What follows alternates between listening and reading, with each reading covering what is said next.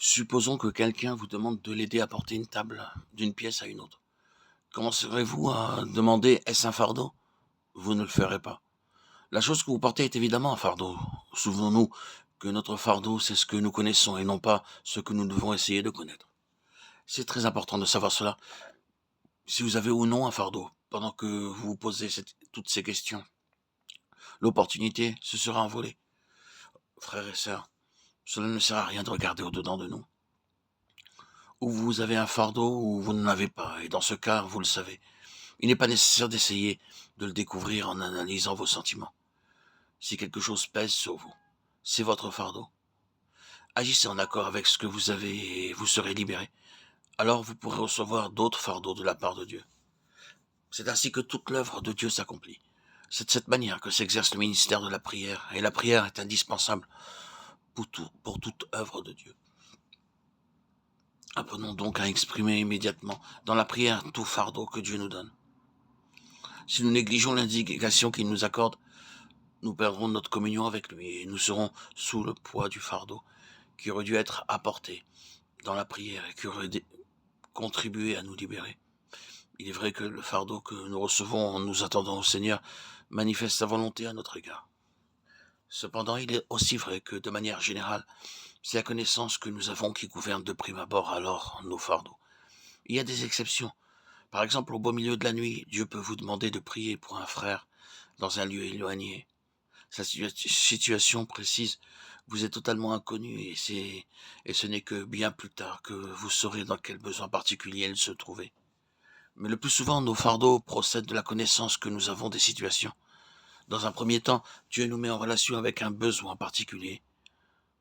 Et ensuite, sur la base de ce que nous connaissons, vient le fardeau. En relation avec ce ministère de prière qui est d'une telle importance pour le chrétien, une question se pose. Ce ministère doit-il s'exercer de manière audible? Ou devons-nous porter nos fardeaux silencieusement devant Dieu? Nous croyons que si Dieu nous donne un fardeau de prière, alors il doit s'exprimer de manière audible. Il doit se manifester par des expressions, même si les paroles sont hachées. Un fardeau ne peut être réellement déchargé sans être exprimé. Frères et sœurs, dans le domaine spirituel, il y a un principe merveilleux en relation avec cette question de l'expression verbale. Dieu non seulement considère ce que nous croyons, mais il tient aussi compte de ce que nous disons. Dans Marc 7, 29, nous lisons ce que le Seigneur dit à la syrophénicienne. À cause de ce que tu as dit, va. Le démon est sorti de ta fille.